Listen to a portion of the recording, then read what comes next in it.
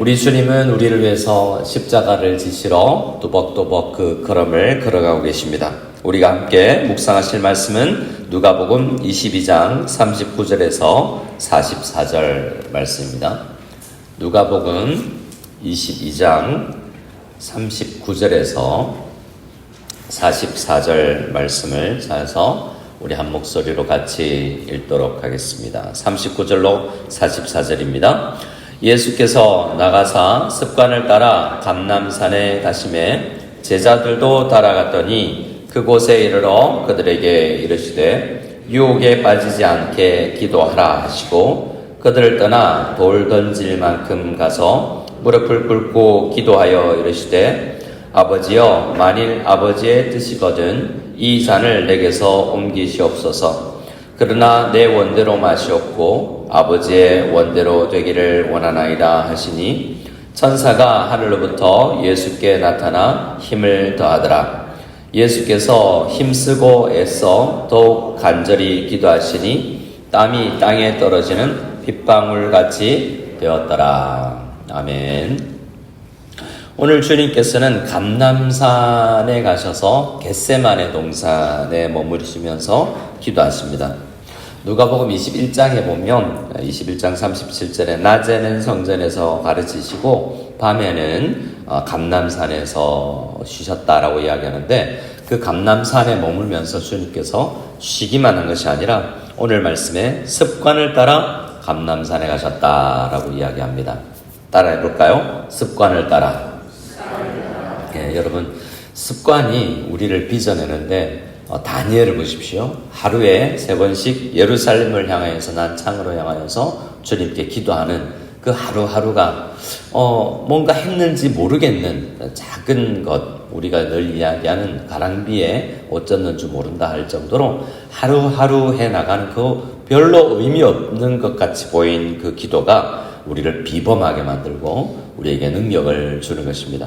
우리도 예수님처럼 늘 기도하는 습관을 가질 수 있기를 소원합니다. 자, 예수님께서 감람산에 기도하러 가셨는데요. 제자들도 따라갔고 그곳에서 주님께서 기도를 부탁하시고 본인도 기도하셨습니다.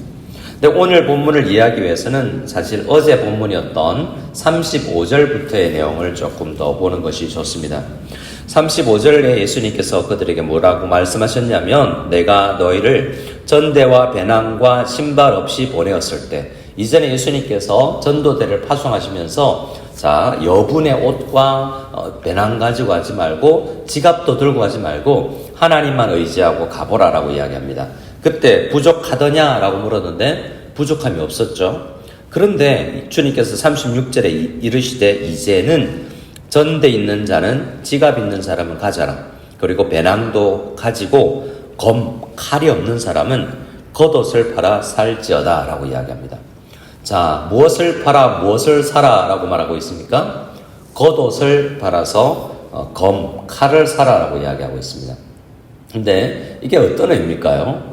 주님께서 거의 마지막에 유언처럼 제자들에게 겉옷 팔아서 칼 사야 된다라고 이야기하고 있지 않습니까? 그랬더니 예수님의 제자들 중에 몇몇이 38절에 그들이 여짜오되 주여 보소서 여기 검 둘이 칼 2개 있습니다 라고 이야기했습니다. 여러분 당시 예수님 주위에 가면서 칼을 가지고 다닐 필요는 없거든요. 이건 과도가 아닐 거예요. 그러니까 이 정치인들이 당시에 이 레지스탕스처럼 뭔가 밀란을 일으키는 사람들이 옷 속에 칼을 숨기고 다녔는데요. 예수님 주위에 있는 제자들은 사실 칼을 가지고 다닐 필요가 없었습니다. 지난 3년 동안 칼 가지고 다닐 일이 없었지 않습니까? 그런데 이상하게 적어도 아마도 2명이 칼을 지니고 다녔던 것 같습니다. 이건 이제 다 가지고 다녀라고 이야기했는데 그동안 필요 없을 때도 가지고 다녔다는 것이고 또 12명의 제자가 있는데 칼 2이 얼마나 쓸모가 있겠습니까? 예수님의 말을 잘못 알아들은 거예요. 예수님께서 말씀하실 때 겉옷을 팔아 칼 사라고 할 때 실질적으로 물리적인 칼을 사라는 것이 아니었거든요. 겉옷은 어떤 의미가 있냐면 오늘날 우리의 겉옷은 우리 필리핀에서는 겉옷 거의 안 입고 다니지만 이 당시 2000년 전 이스라엘 사람들에게 겉옷은 거의 이불과 같은 역할도 하고 재산 중에 마지막을 거의 겉옷이라고 하는 겁니다. 팔 수 있는 것의 마지막. 여러분, 가정이 좀 어려워지면 뭐 내다 팔까 이런 생각할 수도 있지 않습니까? 뭘 먼저 내다 팔까요? 우리 아들 돌반지 이런 거는 그래도 좀 놔둬야죠, 나중에.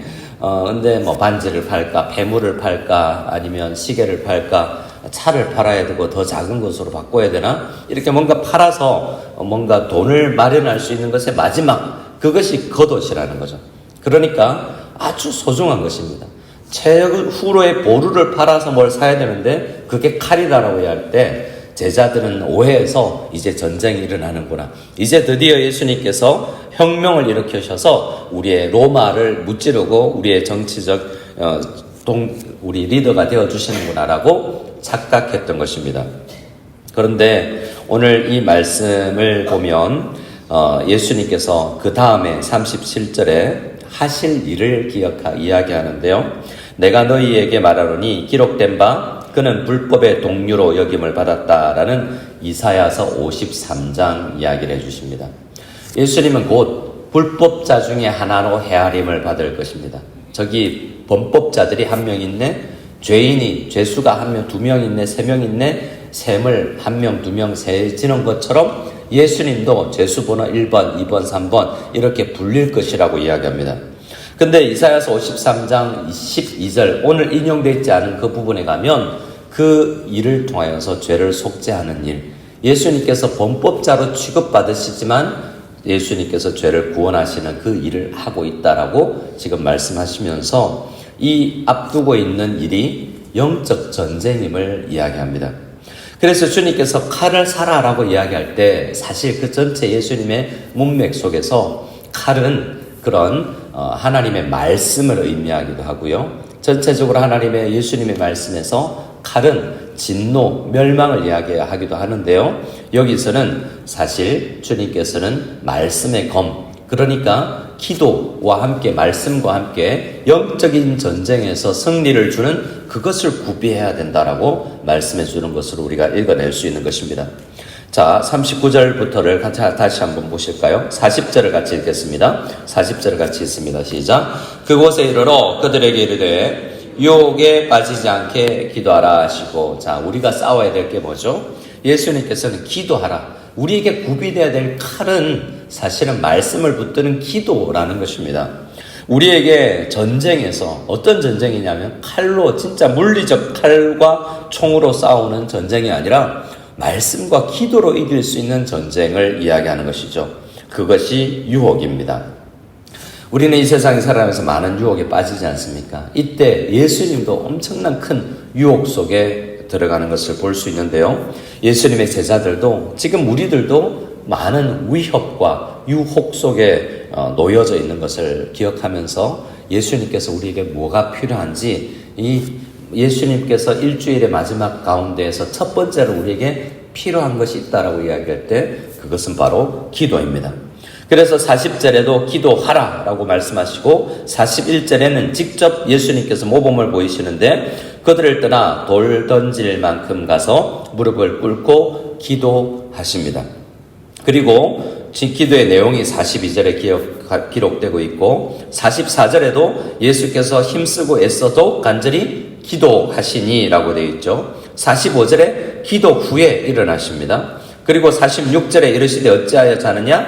시험에 들지 않게 일어나 무엇을 하라? 기도하라. 오늘 이 짧은 구절에서 기도하라, 기도하여, 기도하시니 기도 후에 기도하라 라고 말씀하시면서 우리에게 뭐가 필요한지, 앞서 검을 사라고 했을 때 그 다음에 바로 강조되고 있는 것이 기도라는 것을 우리는 볼 수가 있는 것이죠.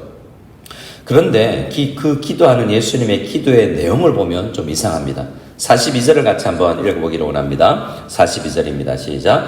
이르시되 아버지여, 만일 아버지의 뜻이거든 이 잔을 내게서 옮기시옵소서. 그러나 내 원대로 마시옵고 아버지의 원대로 되기를 원하나이다 하시니, 예수님께서 어떻게 하나님 아버지께 기도하고 있죠? 아버지, 이 잔을 옮기실 수 있으면 옮겨주십시오 라고 이야기합니다. 여러분, 왜 그럴까요? 이 잔은 사실은 어떤 것을 의미합니까? 구약 성경과 신약 성경에서 잔은 어떤 거냐면 악한 악한 사람들, 하나님의 원수들에게 붙는 모든 진노, 하늘에서 잔이 아니라 유황불못을 붓는 것처럼 이 잔은 죄인들이 마지막 받을 심판들을 의미합니다. 그래서 성경에서는 많은 요한계시록에서도 그렇게 이야기하죠. 하나님의 진노의 포도주를 마시리니 그 진노의 잔에 섞인 것이라고 이야기하면서 진노는 하나님께서 심판을 할 때 내려주는 것입니다. 이야기하는 것입니다. 근데 예수님은 예루살렘 가야 되겠다라고 이야기할 때 십자가 져야 된다는 거 모르셨습니까? 이 땅에 오시면서부터도 그거 아셨잖아요. 근데 십자가 바로 앞두고 떨고 계시는 것 같이 느껴집니다. 그런데 예수님께서 분명히 뭔가 큰 공포와 두려움 가운데 입사해 있는 것을 보게 됩니다. 그럼 그게 뭘까라고 생각하면 어떤 사람들은 채찍, 십자가 고통, 혹은 친구들이 배신하고 배반하고 떠나간다는 그런 정신적인 괴로움, 혹은 대적들과 로마 군병들의 주변 사람들의 모욕과 침뱉음과 학대, 이런 것들이 너무 힘들다라고 생각하는 수도 있습니다. 그런 게 힘들겠죠. 고문문 당하고 정신적인 괴로움이 있으면 힘들겠죠. 그런데 주님께서 앞두고 있는 이러한 고통은 그런 것과 비교가 될 수 없는 거라고 우리는 알 수 있습니다. 왜냐하면 그런 정도는 사람들도 너끈히 이겨본 사람들이 많거든요. 여러분, 소크라테스가 어땠는지 아십니까? 플라톤의 글에서 보면 소크라테스는 독배를 마시기 전에 떨지 않고 안색이나 표정 하나 바꾸지 않고 독배를 끝까지 마셨다라고 이야기합니다. 많은 믿음의 선진들이, 여러분, 우리 1세기부터 초대교회 성도님들이 예수님보다 어떤 의미에서는 더 강한 고난을 받기도 했습니다. 수리아 감독인 이그나티우스는 혹시 자신을 석방시키려고 시도함으로써 이 순교할 수 있는 영광을 나한테서 빼앗아가지 마라 라고 주변 사람들의 이야기를 하기도 했고요. 서머나의 감독 폴리갑, 그러니까 세례 사도 요한의 제자라고 알려져 있는 폴리갑은 86세에 도주하거나 그리스도를 부인함으로써 죽을 것을 피할 것을 거부하고 화형을 당했는데, 불 붙기 직전에 불 붙으면서도 그는 이렇게 기도했다고 합니다. 오 아버지여, 나를 순교자의 한 부분을 감당할 만한 자로 여기시니 주를 찬송합니다 하고 불타는 가운데도 고백했다는 거예요. 근데 예수님께서 그 십자가 고통 앞두고 지금 떨고 있는 것이다? 그렇게 생각할 수가 없습니다.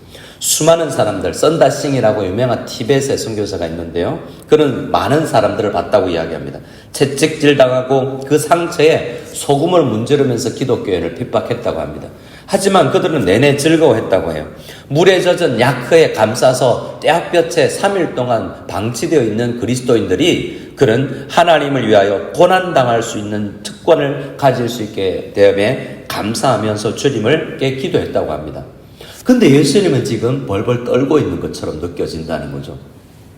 그래서 우리는 분명히 생각할 수 있는 것이, 인간이 당할 수 있는 어떠한 큰 고통보다 지금 주님께서 당하는 이 고통의 크기가 크고, 우리는 사실은 죄를 잘 모르고 뭔가를 느끼지 못하는 수가 있습니다.